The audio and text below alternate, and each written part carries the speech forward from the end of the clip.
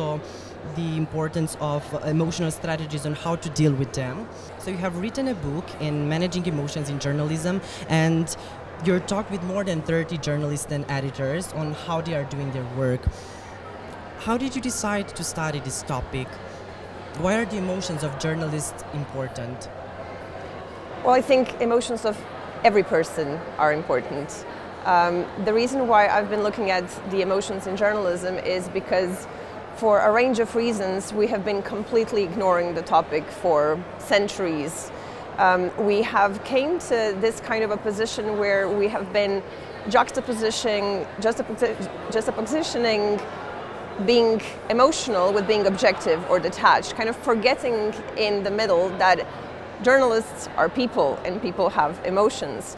And we have been kind of stuck in this narrative of journalists having thick skin and being macho and being Teflon, not being affected by whatever is happening to them. And I know from my own work in journalism, and I've been especially inspired by my students, who, when they start doing journalism, they will often frame their work in terms of emotions.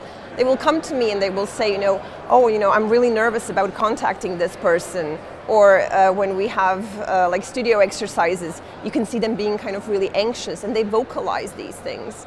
And I came to understand that actually in journalism textbooks, we don't really mention emotions beyond some of the common occurrences are when we talk about being excited when you have a scoop, or maybe being nervous when you're speaking to sources. But actually, from my students, from my own work and from speaking with other journalists, emotions are relevant and experienced in all stages of the journalistic process. And it's very important that we are starting this conversation. In the workshop that you had in the morning, most of the participants said that they feel that they are part of the imposter syndrome, and they think they are not good enough, they think they doesn't belong to a place. How can they manage these feelings? Imposter syndrome is very common in journalism and in a range of other professions. We often hear about people who feel like others are doing better, who feel like they don't belong, who think that everybody else is doing things better than they are, who are having a better time, who are having an easier time of producing stories, navigating their emotions, newsrooms, or whatever it is.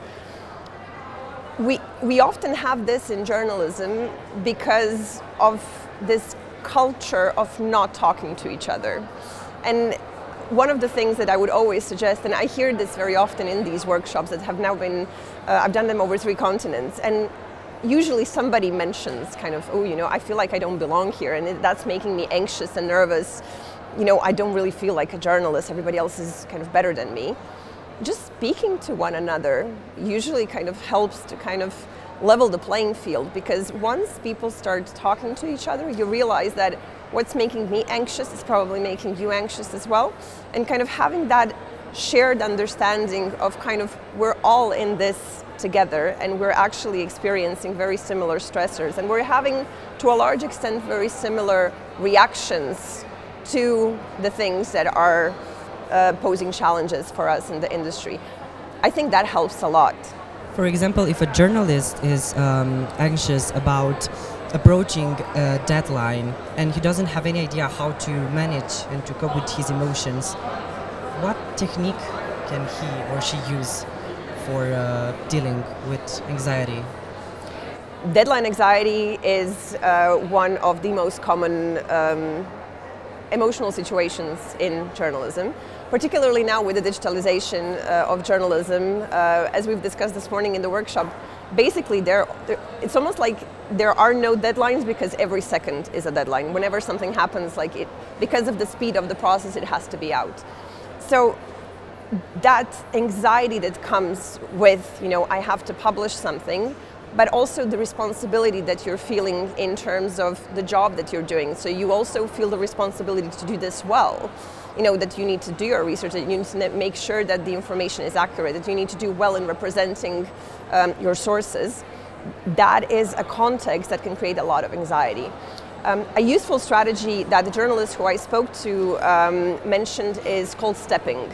It is part of the attentional deployment emotion management strategy, and it means that you are breaking down the task into smaller steps and you're going from step to step.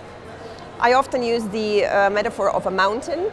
So if you feel like you have a deadline, let's say in half an hour, and it's like, oh my God, like there's no way I'm gonna do it, that's because you see a mountain in front of you. You just see that moment when you need to publish. But actually, you are trained in a routine. You kind of know what you need to do. You know that you need to do a bit of research, you need to see what else has been published. Maybe you need to pull up an interview, maybe there are quotes that you can use. You know how, I don't know, a news is written, you know that you need to start with the 5 W's. So if you break it down into manageable steps, then going from step to step makes you more confident that you can actually reach the goal, but also you're getting like small releases of endorphins from step to step because you're actually achieving something in the meantime before you're actually coming to the goal.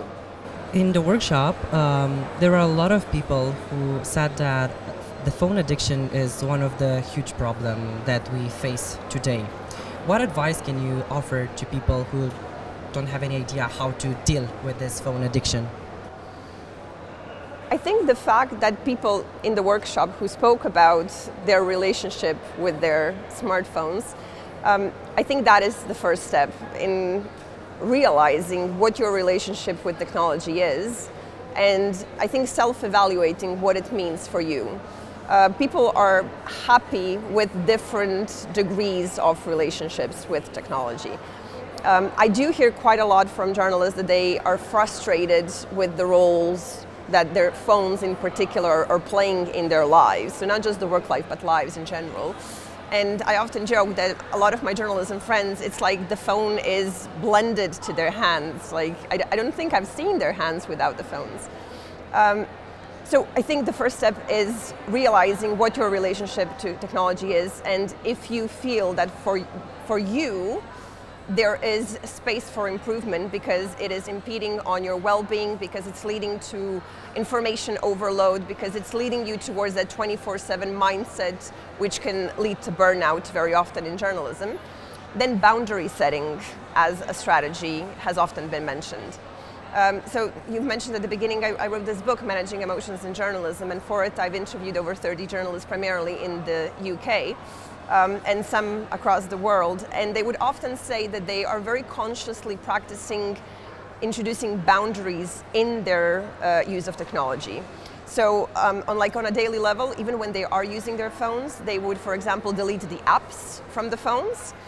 They would turn off notifications, so they aren't getting that constant stream of, ping, ping, ping, which is very distracting because, we're people, we like that we are wanted. Although in journalistic context, that wanted can often be unwanted because, notifications can be from social media where there's a pile on because of something that you wrote.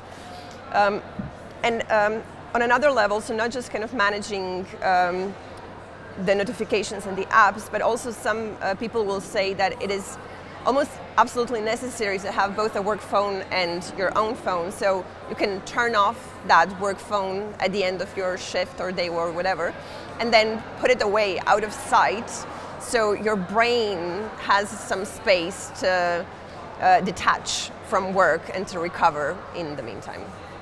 And you told us in your morning workshop about a technique in 3 steps that can manage journalists to manage their emotions. Can you tell us, please, a bit more about this technique? I believe you're referring to the stop, think and choose model of emotional intelligence. As I've said then, I didn't invent it. This comes from sociology and psychology, and it's just a model that I think is useful and simple and something that a lot of us are already doing, because as I've emphasized then as well, we're all emotionally intelligent to an extent, but emotional intelligence is a skill. And as such, we all have space to enhance our emotional intelligence. And the stop, think and choose model basically says that in order to manage your emotions, first you have to stop and recognize which emotion you are experiencing, which is sometimes easier said than done. If you're having a physical reaction to something, you will know that you are experiencing an emotion. If you're very scared, you're going to know it. If you're very nervous, you're going to know it. But sometimes you might not be even able to name the emotion that you're experiencing. And on that note, when I was doing the interviews for my research with journalists, it was very interesting how difficult they found naming the emotions that they were experiencing. And that's because no one ever asked them, you know, how do you feel and why do you feel this way? So that first step is stop to recognize what emotion you're experiencing. The second stop is designed to help you understand why it is that you're experiencing what you're experiencing. That's the think stage. That comes from the position that emotions are subjective, which means that it is not the situation that is evoking a particular emotion. It is our interpretation of that particular situation.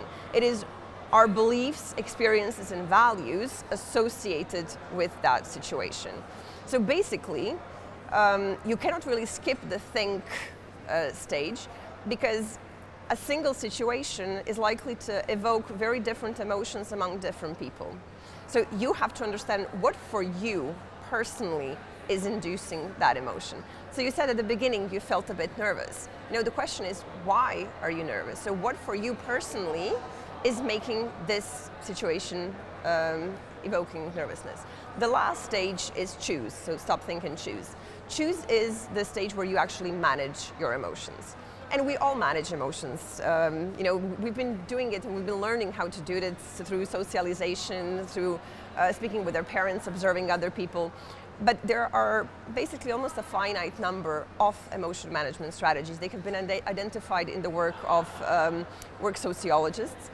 I have found in journalism that there are 4 most common ones that are being used in order to manage work-related emotions. And these are the internal processing, verbal processing, boundary setting, and attentional deployment.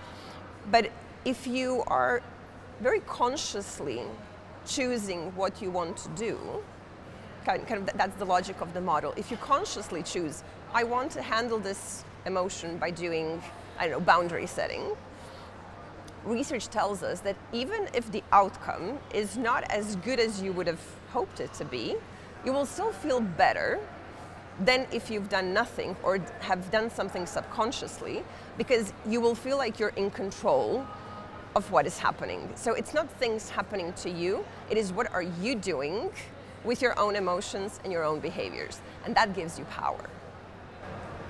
Wow, that was really interesting.